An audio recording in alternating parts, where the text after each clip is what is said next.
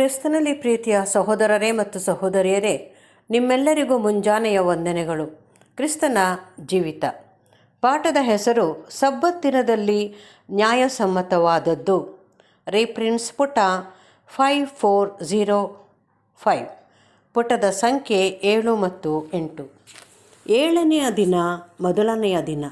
ಸುವಾರ್ಥ ಯುಗದಲ್ಲಿನ ವ್ಯವಸ್ಥೆಯ ಆದಿಯಲ್ಲಿ ಯೇಸುವಿನ ಹಿಂಬಾಲಕರು ವಾರದ ಮೊದಲನೆಯ ದಿನದಲ್ಲಿ ಸಭೆ ಕೂಡುವುದಕ್ಕೆ ಆರಂಭಿಸಿದ್ದರು. ಯೇಸುವು ಇದೇ ದಿನದಲ್ಲಿ ಮರಣದಿಂದ ಎದ್ದು ಬಂದು ತನ್ನ ಹಿಂಬಾಲಕರಿಗೆ ಇದೇ ದಿನದಲ್ಲಿ ಹಲವು ಸಾರಿ ಕಾಣಿಸಿಕೊಂಡಿದ್ದ ಸಂಗತಿಗಳ ಮೂಲಕವಾಗಿ ಈ ಪದ್ಧತಿಯು ಆರಂಭಗೊಂಡಿತ್ತೆಂಬುದು ಸ್ಪಷ್ಟ.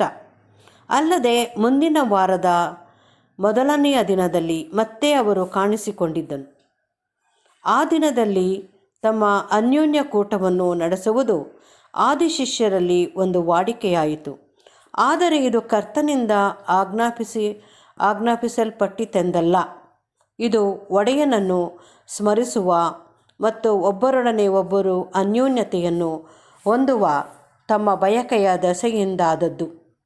ಒಂದು ಕಾಲದವರೆಗೆ ಅವರು ವಾರದ ಮೊದಲನೆಯ ದಿನವನ್ನು ಆಚರಿಸುವುದರ ಜೊತೆಗೆ ಸಬ್ಬತ್ ದಿನವನ್ನು ಸಹ ಆಚರಿಸುವುದು ನಡೆದು ಬಂದದ್ದು ಬಹು ಸಂಭವನೀಯ.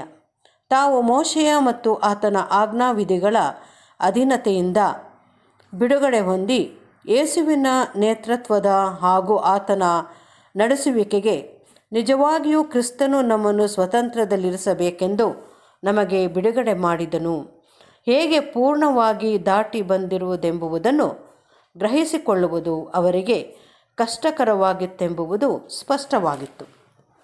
ಕ್ರೈಸ್ತರು ವಾರದ ಮೊದಲನೆಯ ದಿನವನ್ನು ಆಚರಿಸುವ ಸಲುವಾಗಿ 7ನೆಯ ದಿನದ ಆಚರಣೆಯನ್ನು ಬಿಟ್ಟಿರುವರಾದರೂ ಈ ಬದಲಾವಣೆ ಮಾಡಲು ದೇವರು ಅಧಿಕಾರ ನೀಡಿರುವನೆಂದು ಅನೇಕರು ತಪ್ಪಾಗಿ ಆಲೋಚಿಸಿರುವರು. ಆದರೆ ಅದು ಆಗಿರುವುದಿಲ್ಲ. ಕ್ರೈಸ್ತರು ಧರ್ಮಶಾಸ್ತ್ರದ ಅಧೀನದಲ್ಲಿರುವುದಿಲ್ಲ, ಆದರೆ ಕೃಪೆಗೆ ಅಧೀನರಾಗಿದ್ದಾರೆ.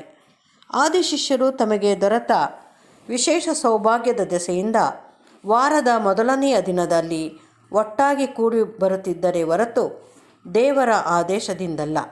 ಆದ್ದರಿಂದ ಅದು ಇಂದಿನವರೆಗೂ ಹೀಗೆಯೇ ಇರಬೇಕು ಮತ್ತು ಕೆಲವರಲ್ಲಿ ಅದು ಮುಂದೆಯೂ ಹೀಗೆಯೇ ಇರುವುದು. ಪರಲೋಕದಲ್ಲಿರುವ ತಂದೆಯ ವಾಕ್ಯಗಳನ್ನು ಅಧ್ಯಯನ ಮಾಡಲು ಮತ್ತು ತಮ್ಮ ಹೃದಯಗಳಲ್ಲಿ ಆತನನ್ನು ಆರಾಧಿಸಿ ಗೌರವವನ್ನು ಅರ್ಪಿಸಲು ನಿಜವಾದ ಕ್ರೈಸ್ತರಿಗೆ ಅತಿಯಾದ ಸಮಯ ಅವಕಾಶವಿರಲು ಸಾಧ್ಯವಾಗದು. ಭಾನುವಾರವೆಂಬುದನ್ನು ಜಾರಿಗೊಳಿಸಿರುವುದು ಮಾನವನ ಮೂಲಕವಾದ ಶಾಸನದಿಂದಾದರೂ ಹಾಗೂ ಅದು ತಪ್ಪು ಕಲ್ಪನೆಯ ಮುಖಾಂತರವಾಗಿರುವುದಾದರೂ ವಾರದಲ್ಲಿ ಒಂದು ವಿಶೇಷವಾದ ದಿನವನ್ನು ಮುಡುಪಾಗಿಡುವುದು. ಅದರಲ್ಲಿ ನಿಸ್ಸಂಶಯವಾಗಿ ನಿಜ ಕ್ರೈಸ್ತರು ಬಹು ವಿಶೇಷವಾಗಿ ಪ್ರಾರ್ಥಿಸುವುದು, ಆರಾಧಿಸುವುದು, ಸ್ತುತಿಸುವುದು ಅಲ್ಲದೆ ಸತ್ಯವೇದ ಅಧ್ಯಯನ ಮತ್ತು ಸತ್ಕ್ರಿಯೆಗಳನ್ನು ಮಾಡಲು ತಮ್ಮನ್ನು ತೊಡಗಿಸಿಕೊಳ್ಳುವುದಕ್ಕೆ ಉಲ್ಲಾಸಿಸುವರು. ಕರ್ತನ ಜನರಿಗೆ ಪ್ರತಿ ವಾರವೂ 2 ಅಥವಾ ಹೆಚ್ಚು ಭಾನುವಾರಗಳನ್ನು ಆಚರಿಸಲು ಅನುಮತಿಯಾಗುವಂತೆ ತಮ್ಮ ಲೌಕಿಕ ವಿಷಯವಾಗಿ ಏರ್ಪಾಡುಗಳು ಮಾಡಲ್ಪಟ್ಟಲ್ಲಿ ಅನೇಕರು ಸಂತೋಷಿಸುವರು.